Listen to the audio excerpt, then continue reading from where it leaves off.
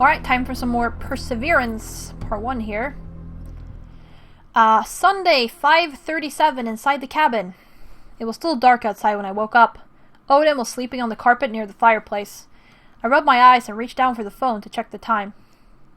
Weird. Seems the battery's dead. I was pretty sure it was around 40% the evening before. It seemed impossible to discharge overnight. Must have forgotten to turn it off or something. There's nothing I can do about it now. I plugged the charger in and went to wake up my new friend. Hey buddy, are you in for a hunt? Come on, you'll like it. I could use some help. Think you're up for it?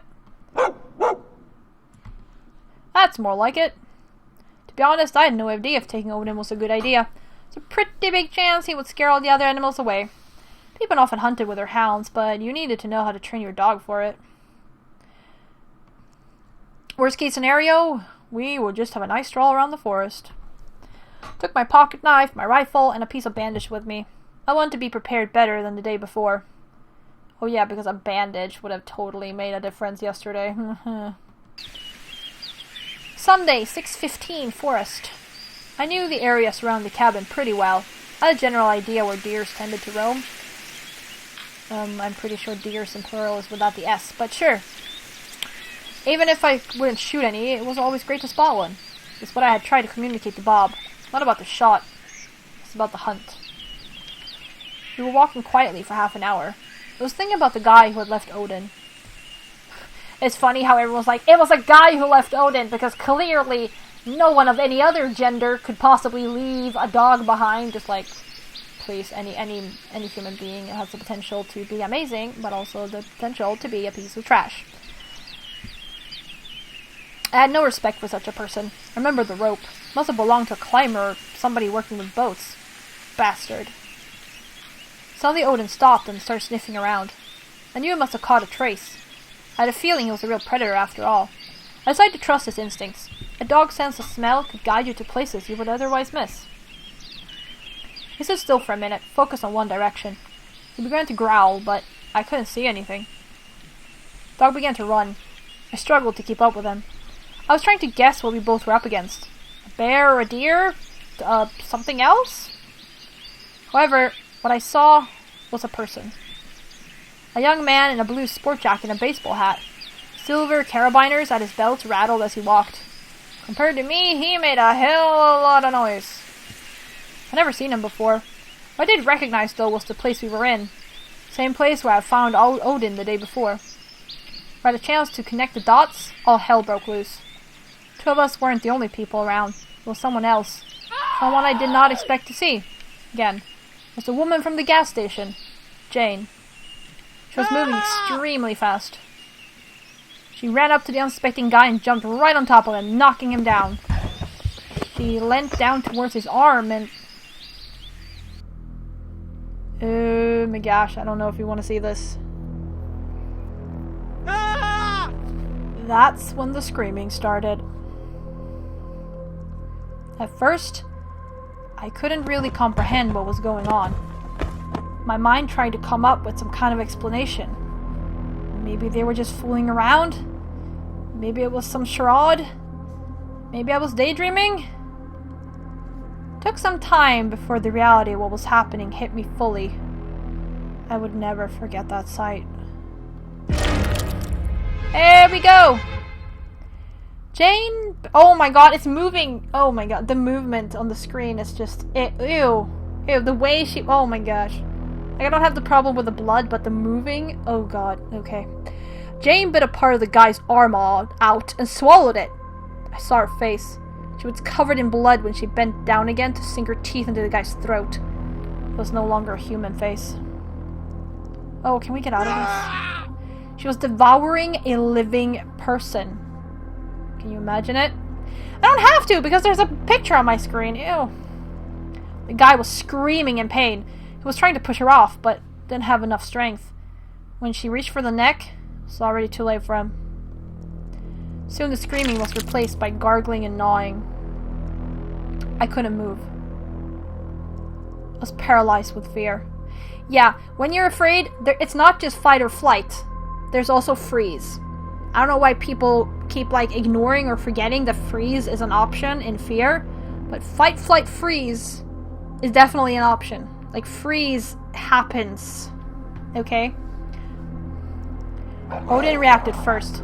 He lunged at Jane, clenching his jaws on her hand. Ow. Odin was punched into a tree. Or thrown into a tree, I guess. I don't know where her strength came from, but she tore the dog's jaws open and threw him away. As if he were a paper doll. That's when she noticed me. Even though there were more than 20 meters between us, I could see her eyes. They weren't human anymore. She wasn't human. She was something else. There was nothing in her face beside a primal rage. It was ancient fury of a wild beast in its most basic form. She lunged right at me. Her moves were quick and determined. She caught up with me before I had any time to think. Moments like this make you act on your instincts. Shoot her. Don't try to overpower her. No. I never gave it a conscious thought. I raised my rifle. My body acted on its own, recognizing the familiar motion. I aimed and took one shot. For a split second, my mind became crystal clear. I wasn't sure if it would make any difference. I breathed out and awaited the sentence. It was enough. I shot her right in the chest and through a lung. She was squirming on the grass, whimpering. As her breath grew desperate and her moves sluggish, she started crying. When I shot animals, I always made sure that they didn't suffer. If my shot missed its mark, I shot again. But this was different. I stood above a young woman crying from pain. A woman who tried to eat a man alive a few seconds prior. A woman whom I had met 2 days earlier. What was I supposed to do? Shoot her again, run away, try to help her, knock her out.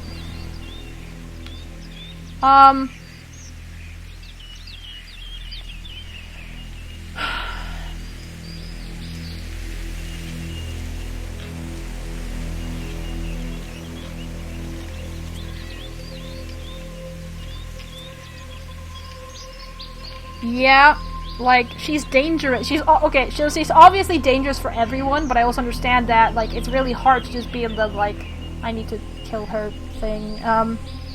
Maybe, like, knock her out, honestly. I feel like is it, like, a middle solution here? But you're still leaving her to suffer. Okay. Well, I mean, it's just a game.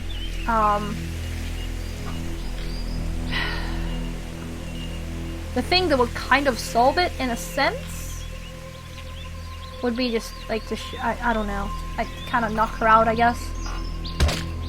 I kept my rifle close when I approached her. As long as she was conscious, the danger wasn't gone. She moved. I panicked and punched her hard with the bottom of my rifle. I knocked her out immediately. I waited for a few seconds before I realized she wasn't getting up. This was my chance. Leave her, shoot her again, search her. Oh my gosh. Kinda don't want to do anything, right? But it's not like, how much can we do to help her at this point?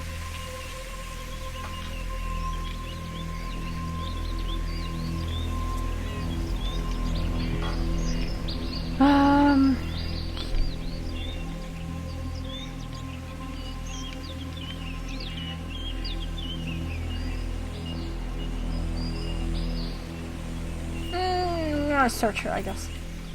I had to know what was going on. My first thought was to look for any piece of clue I could find. I searched her pockets, but the only thing I found was a torn paper bracelet from a hospital. Then I remembered. She must have been that junkie case Natalie had told me about on the phone. My mind started to race. Had Natalie and this woman met? Was Natalie safe? What happened at the hospital? I had to know. Still, I had to deal with the woman first. Oh my gosh.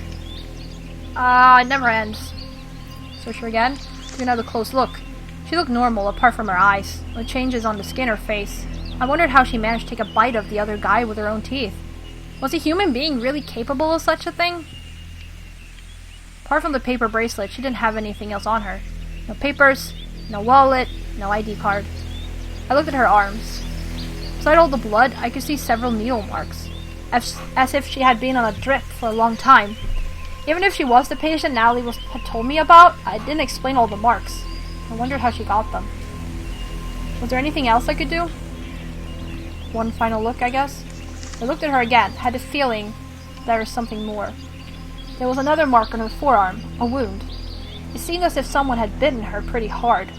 Who could have done that? Had she attacked yet another person? Had somebody bitten her self-defense? Had she bitten herself? But why? I didn't feel like examining her anymore. I mean, honestly... Oh no, I don't know. I don't know!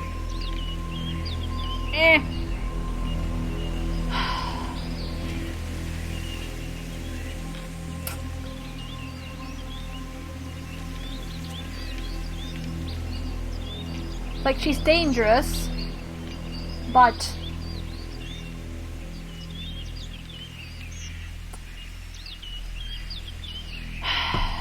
like, killing a person is still a serious thing.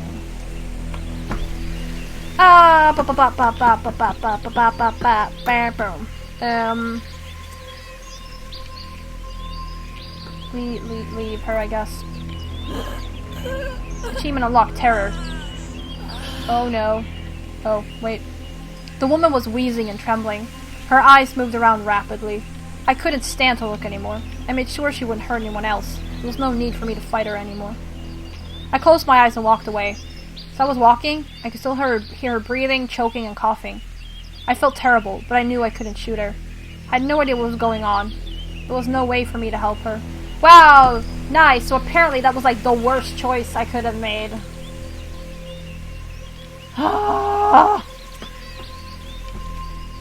This is why I don't know even why I'm playing this, but I hate choice games. Like, I just need to be able to know how to make the best choice all the time, so I don't have to stress over it. Right now I'm just like, wow, everything I click is the wrong choice. First thought that came after was Natalie. I touched my pockets, feeling for my cell phone. I need to get back to the cabin. As I decided to head straight back to my cabin, I heard a quiet whine. I looked around frantically, searching for Odin. He was nearby, whimpering softly and licking the face of the now dead man. I wondered if that was his former owner? If so, what was he doing here?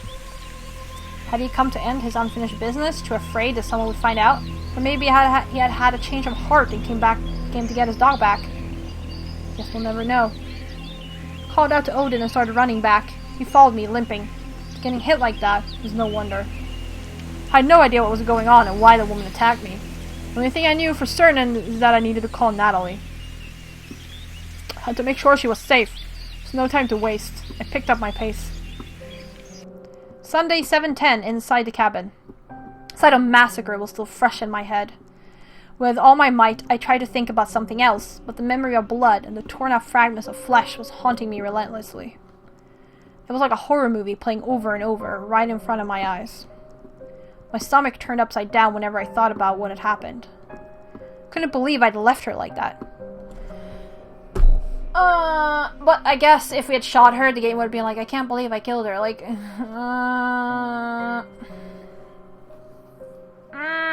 Wait, can you, like, scroll backwards? No, you can't. What's done is done. Oh! Okay. I felt my self-image crashing down on me. For a second, I can picture my father scolding me in my head. Like there was anything else I could have done. I always wondered how I would behave if faced with a similar situation during wartime. Would I be able to shoot my own brother in arms? Or would I just walk away? Okay, I get it, game! I'm a horrible human being for making that choice! God damn it! I feel bad already! I could still hear her wheezing in my head. Even though I'd walked all the way back to my cabin, I could still picture her face. Even if I had restrained her, what was I supposed to do later? I need to talk to somebody. I need to talk with Natalie. God, I missed her. My hands shook when I reached for my phone. I unplugged it from the charger and pushed the power button. I wanted to make the call immediately, but as soon as the phone came back to life, I got flooded with messages. Missed call, missed call, missed call, voice message, missed call, missed call. There were at least a dozen of unread messages. They're all from yesterday. How was it possible for me to miss so many calls? When I looked back at the phone, I realized how. Back when I was playing with Odin, the screen wasn't the only thing that got smashed. Must have somehow damaged the speaker. The phone must have been constantly ringing. I just didn't hear it. It would also explain why it was discharged in the morning. Who was calling me so many times, and why? I needed to hear the voicemail, but the speaker wasn't working. I did the silliest thing that came to my mind. Punched the goddamn thing. You know what? It worked. Quickly connected with my voicemail. You have 4 messages. First new message. Message recorded on Saturday, 11:48 p.m. Jack, please pick up the phone. The junkie they brought in yesterday, she snapped. I mean, God! She attacked some of the staff. There were only 3 of us. Another nurse and Dr. Jacobs get bitten and scratched. I've never seen anything like that. I'm okay, but... She jumped out the window and vanished. I'm worried about Hope. I'll be heading back. Call me back soon. I need you. I need you so much. Please let me know that you're alright.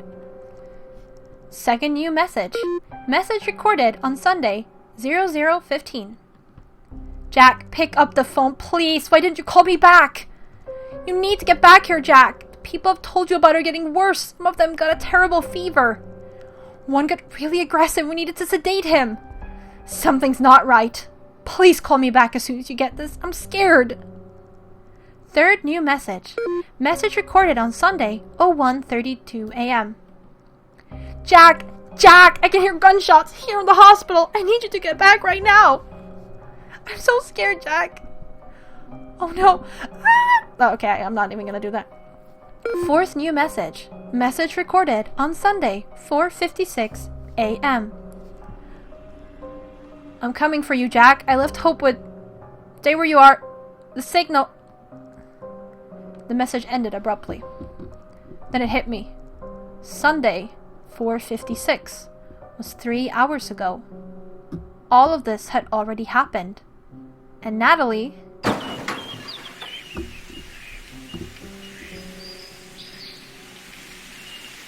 Hello, Natalie breaking through things with her car.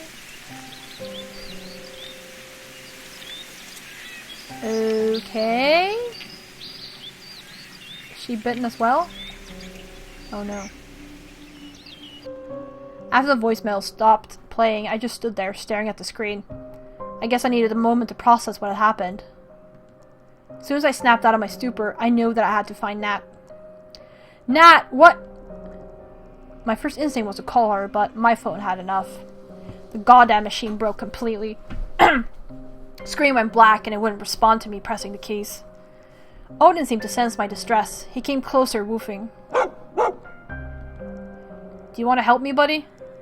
I had little choice. I took Odin and went off. I knew that Natalie had been coming for me, and I knew the route she must have taken. It was a long road, but I had no other means of finding her. With the dog at my side, I clung to what little hope I had left. I scarcely remember getting into the car and setting off. I was just gonna ask, did he take the car? Sweat trickled down my back the entire way. I wasn't speeding only because I worried I might miss her. Eventually, I found our roadster, crashed beside the road. I parked there and went out. Natalie was nowhere to be seen. My heart skipped a beat as I scanned the surroundings. My thoughts scrambled. I couldn't bear the thought that it was the last memory Natalie would have of me would be that of an absent jerk. That our argument would be the last time we saw each other. I had to find her. I had to find her and make things right. But for all my determination and effort, Odin was the one who found her. He darted off the road and into the forest. I followed. I didn't think much. It was an instinct. I guess I trusted him. It didn't take long. We didn't even move far from the car before I saw her stumbling between the trees. She didn't seem to recognize me. Her eyes were dazed, her skin dead pale. I didn't know what to do. She was wounded, I could see it. A piece of her shirt wrapped around her arm. I left her again. I wasn't there when she needed me most. What was I to tell her? Snap at her? No, calm her. Nat! Jack! Where are you, Jack? Natalie, I'm right here. It's going to be alright. I'm here. I cradled her. She shook in my arms, but calmed down a little. Jack? Is that you? Yes, it's me, sweetie. I'm so sorry I broke the car. Forget about the car, silly. Everything will be fine. I could see her shiver. At first, I thought it was because of the car crash or her wound. Then realization hit me. We were in the middle of the forest, a place that Natalie truly feared. Yet she still came here, for me, after all I'd said and done. She was an angel of courage. What happened? In the hospital, you wouldn't believe me. Try me. They brought in a young woman with strange symptoms. Weak, yet explosive. She had a bite mark on her forearm.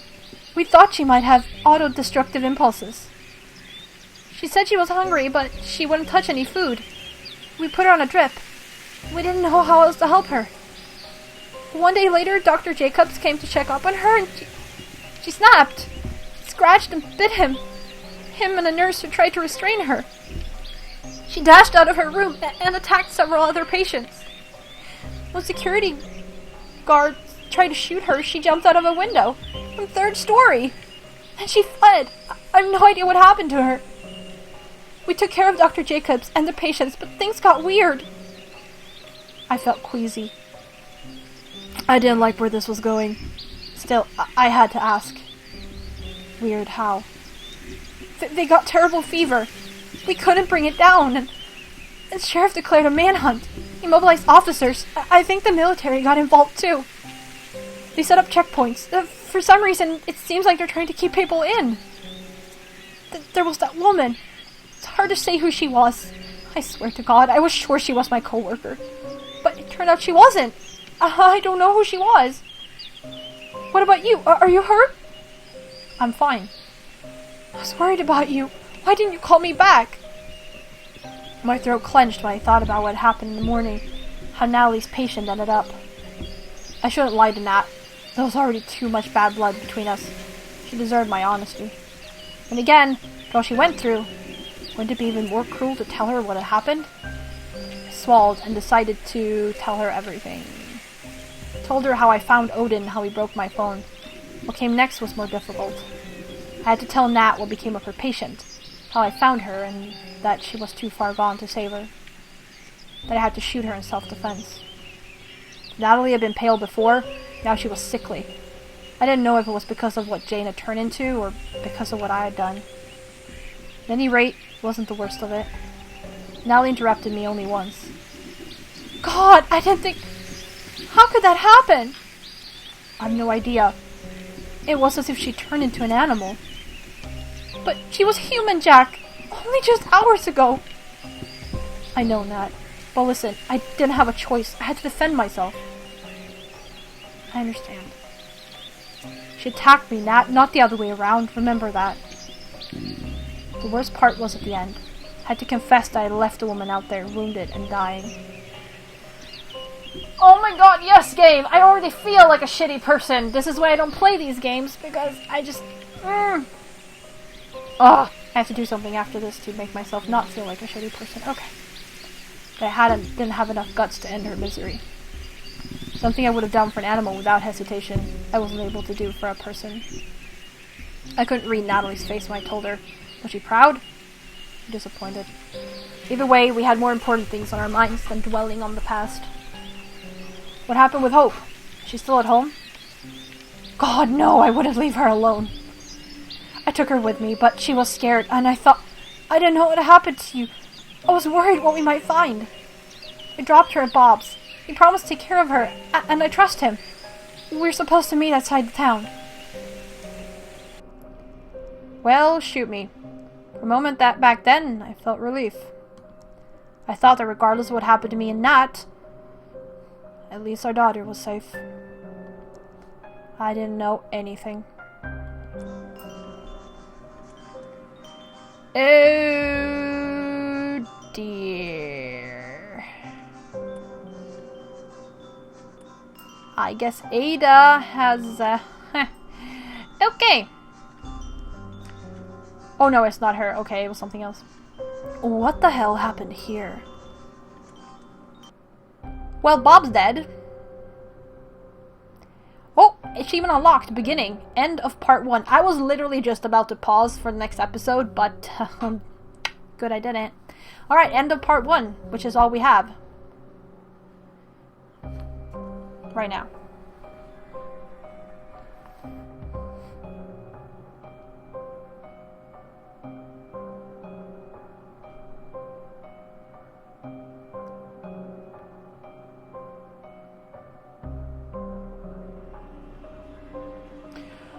Alrighty then. Well, we have gone through part 1 then of Perseverance. Yeah. I mean, it looks like a zombie game basically, but cool. Like, it's interesting. Apparently, I mean, some people apparently know what's going on, so yeah, and I hope it's okay. Thanks, game, for making me feel like a shitty person. That's always nice. And yeah, I hope I read that good enough and stuff.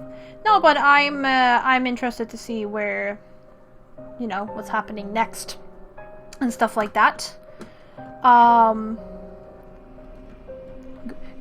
Graphic human eating, but that's beside the point. Fitting music. Yeah, stuff like that. So I hope you all who watched it enjoyed it so far as well, if this is your type of thing. And yeah, thank you for watching, and we'll see whenever, you know, part 2 comes out and such. But for now, take care and bye-bye.